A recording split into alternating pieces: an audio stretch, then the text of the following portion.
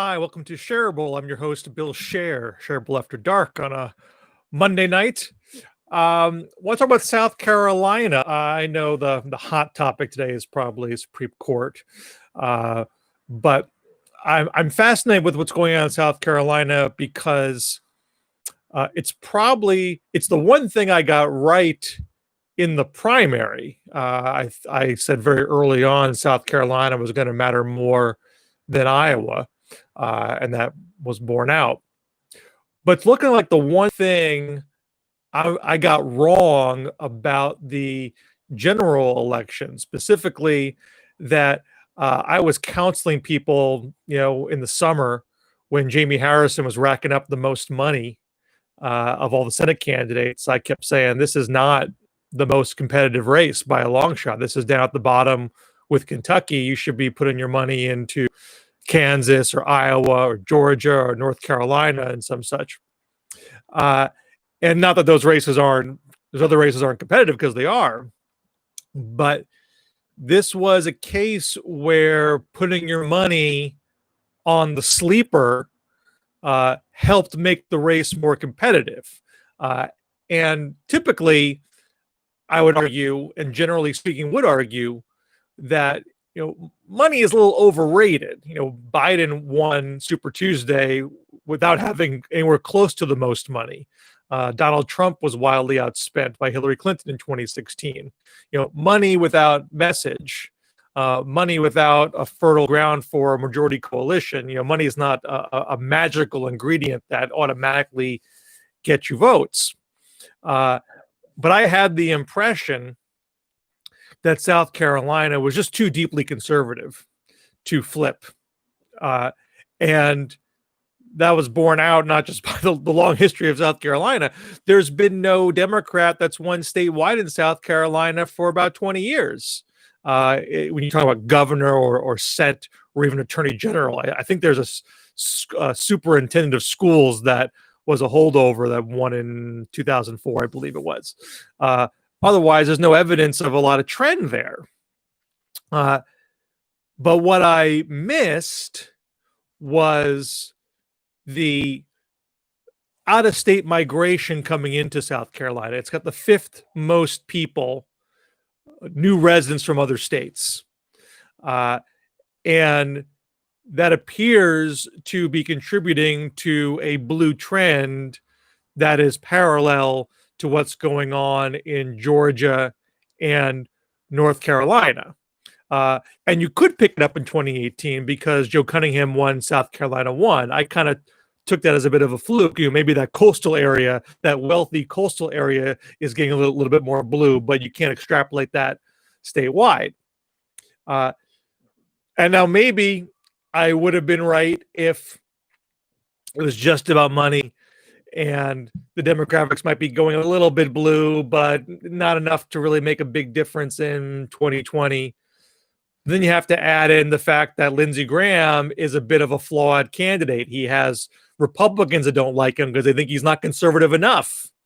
And they may either leave that line of the ballot blank or vote for the Constitution Party Constitution Party candidate on the ballot, Bill Bledsoe. Even though Bledsoe dropped out the other day and endorsed Graham, he's still on the ballot.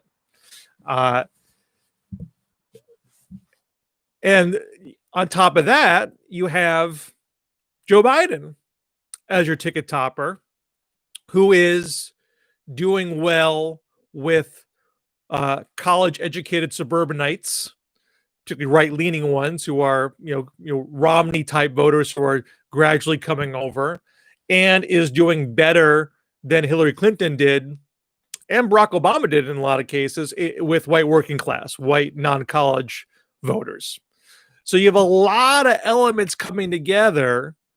I mean, granted, Harrison's by no means a lock here. I mean, it may well be that he loses by a couple of points, and the 57 million plus that he has raked in, the biggest fundraising haul for any Senate candidate ever, and he's not finished yet, that might all prove to be a bust. And I might not look as wrong as I did in the summer. But the mere fact that it's close at all is stunning. The mere fact that Biden is probably going to lose it in just single digits is a big shift. And because of these demographic things going on, I don't believe what's happening there is a one-off. I mean, even if Democrats come up short this time around, I think the state is changing the way other states in the Southeast are changing. And one aspect of it that really brings it home for me, you look at the September 30th Quinnipiac poll, which has a demographic breakdown in the crosstabs. So Jamie Harrison is doing quite well with white college-educated voters. He's only losing by 5 points to Graham in that demographic. This is as of September, the late September. Maybe this has even changed at this point, but that's where he was in late September. And of course, with African American voters, he's at 88% to 9%. And maybe Graham can't hold on to 9% in South Carolina. Maybe that might dip down lower. But white without a college degree, without a four-year college degree, it's Graham 68, Harrison 30. And look, that's more than 2 to 1, so that might not seem very impressive. And Biden, mind you, is right around the same place in both those things. White with a college degree, Trump 50, Biden 46. White without a college degree, Trump 68, Biden 28. But you look at the exit poll from 2016, Clinton versus Trump. Whites with no college degree, 75% for Trump, 18% for Clinton. So this is the big part that I think makes this not just about South Carolina. It's one thing to say that Democrats are poised to do well because the non-white population is growing and Biden and Trump is losing the college-educated whites. And as those drift over and become more firmly Democratic, that's bad news for Republicans. But getting that marginal addition with white non-college to go from 15 to 28 or 30, that's not meaningless in a state where, this is probably going to come down to a handful of votes if it is as close as the current polls say. You can't leave any slice of the electorate off the table. And having Biden at the top, someone who has some white working class appeal, more so than the most recent candidates, that's a help. That's a big help. And that's a lesson that Democrats should retain going forward. I mean, yes, the share of the white rural population is going to continue to shrink over time. But you're much better situated to not just win, but win big if you have that broad, diverse demographic appeal. Right now, Biden is over 6 points in his lead in Pennsylvania, Michigan, Wisconsin, and the 2nd District of Nebraska.